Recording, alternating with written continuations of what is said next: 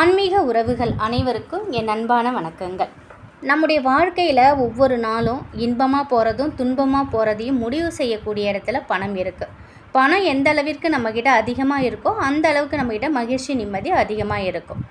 பணம் மட்டுமே இருந்தால் தான் மகிழ்ச்சி நிம்மதியாக இருக்கும் அப்படின்னா அது அப்படி கிடையாது. ஆனால் பணம் இல்லை அப்படின்னா நிச்சயமாக இது ரெண்டுமே நம்மக்கிட்ட இருக்காது. இதை நம்ம கண்டிப்பாக ஒத்துக்க தான் வேணும்.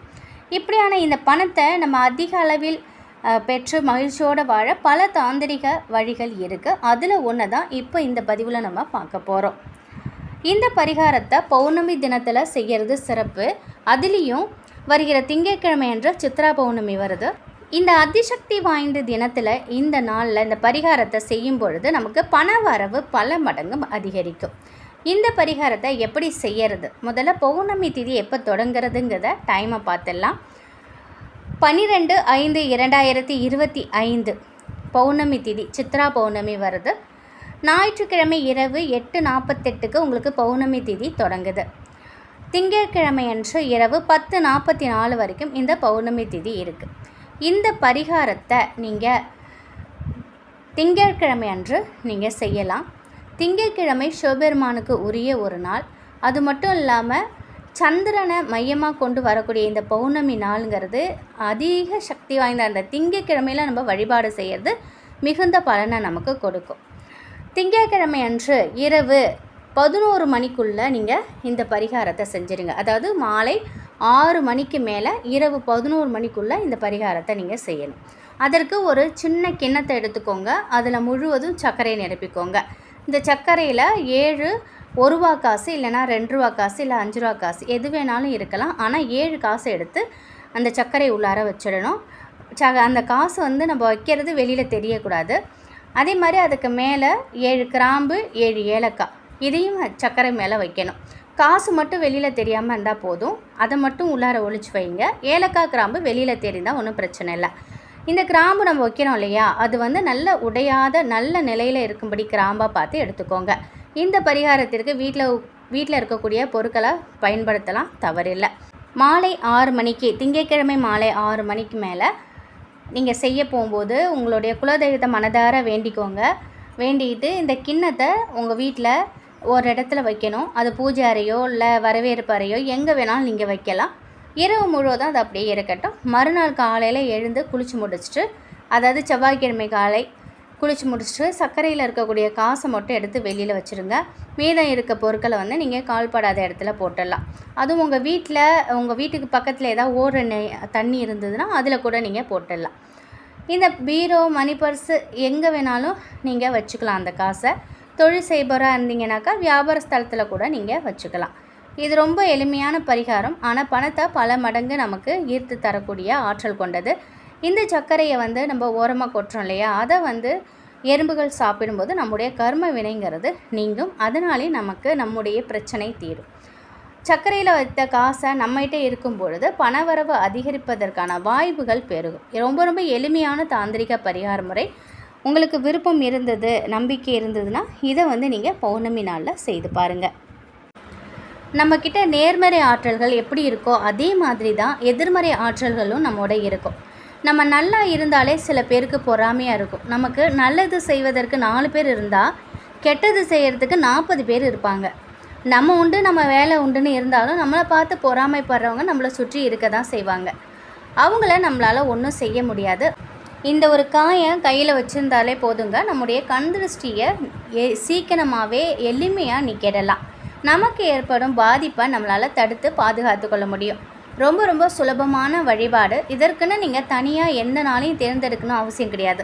நீங்கள் பூஜை செய்யக்கூடிய நாட்களில் இந்த ஊமத்த தீபத்தை ஏற்றினாலே போதும், கண் திருஷ்டிகள் நீங்கும். தினமும் நீங்கள் பூஜை செய்தாலும் சரி, இல்லை செவ்வாய் வெள்ளி இந்த மாதிரி கிழமையில் நீங்கள் பூஜை செஞ்சாலும் சரி. ஒரு சிலர் பார்த்தா அமாவாசை பௌர்ணமி சங்கடகர சதுர்த்தி ஏகாதசி சஷ்டி இப்படி எல்லா நாட்களும் பூஜை செய்யறதை வழக்கமாக வச்சுருப்பாங்க. இது போன்ற நாட்களில் கூட நீங்கள் பூஜை செய்யும் வேலையில் தவறாமல் இந்த தீபத்தை ஏற்றினாலே போதும். எப்போதும் உங்களுக்கு கண் திருஷ்டியோ அல்லது பொறாமை கண்களோ பாதிப்பே உண்டாக்காது.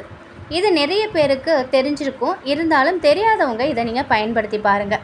சிவபெருமானுக்கு உரிய இலை வில்வ இலை. அதற்கு இணையான ஒரு இலை தான் இந்த ஊமத்தை இலை. ஊமத்தை இலையால் சிவபெருமானுக்கு அர்ச்சனை செய்கிறதுனால நன்மைகள் பலவும் நமக்கு நடைபெறும். வீட்டில் ஏற்படக்கூடிய கஷ்டங்கள் நீங்கும். எவ்வளோ பிரச்சனையாக இருந்தாலும் எவ்வளோ கஷ்டமாக இருந்தாலும் சிவபெருமானை நினைத்து இந்த ஊமத்தை தீபத்தை ஏற்றுங்க. 2 நாளில் உங்களுடைய பிரச்சனைகள் நீங்கி அதற்கான தீர்வு கிடைக்கும். பொதுவாகவே ஊமத்தை தீபத்தை நீங்கள் எந்த நாளில் ஏற்றுறீங்களோ அதே நாளில் 9 வாரங்கள் நீங்கள் ஏற்றணும். இப்போ வெள்ளிக்கிழமை நீங்கள் ஏற்றுனீங்கன்னா 9 வெள்ளிகள் தொடர்ந்து நீங்கள் ஏற்றிட்டு வந்தீங்கன்னாக்கா உங்கள் வாழ்க்கையில் நிம்மதி கிடைக்கும். அதே பௌர்ணமி அமாவாசையில் பார்த்தீங்கன்னாக்கா பௌர்ணமி நாளில் நீங்கள் ஏற்றுறீங்க அப்படின்னா அடுத்த பௌர்ணமி கூட நீங்கள் தீபத்தை ஏற்றலாம். இப்போ வரக்கூடிய இந்த சித்ரா பௌர்ணமி திங்கட்கிழமையில் வருது. திங்கட்கிழமை சிவபெருமானுக்கு உரியது. சிவபெருமானுக்குரிய அந்த நாளில் இந்த தீபத்தை ஏற்றுவதனால நம் வாழ்க்கையில் பலவிதமான கஷ்டங்கள் நம்மை விட்டு நீங்கும். ஊமத்தங்காயோட தீபம் எப்படி ஏற்றுறதுங்கிறத பார்த்துடலாம். ஊமத்தங்காயை காம்பை நீக்கிட்டு உள்ள விதைகளை எடுத்துடுங்க. விதைகளை எடுத்துட்டிங்கன்னா அப்படியே அகல் போல் அந்த வடிவம் இருக்கும். ஊமத்தக்காயோட அடியில் மண் அகல் விளக்கு ஒன்று வச்சு அதுக்கு மேலே இந்த காயை வச்சு நீங்கள் தீபம் ஏற்றலாம். ஏன்னா உருண்டை வடிவமாக இருக்கிறதுனால அது தரையில் நிற்காது அந்த காய்.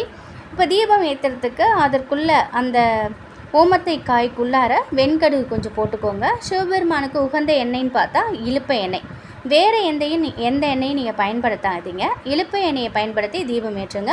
உங்களுக்கு பசுஞ்சாணம் கிடைச்சிது அப்படின்னாக்கா அந்த பசுஞ்சாணத்து மேலே கூட இந்த காயை வச்சு நீங்கள் தீபம் ஏற்றலாம். ரொம்ப ரொம்ப விசேஷமானது. அப்படி உங்களுக்கு கிடைக்கலனாக்கா நீங்கள் அகல் விளக்கு மேலேயே வச்சு நீங்கள் தீபம் ஏற்றுங்க. மறக்காமல் கொஞ்சம் வெண்கடுகு போட்டு அதில் இலுப்பெண்ணெய் ஊற்றி தீபம் ஏற்றுங்க. இது சிவன் பெருமானுக்குரிய இந்த ஒரு பௌர்ணமியில் நம்ம இந்த தீபம் ஏற்றுவதனால பணத்தடை அனைத்துமே நீங்கும்.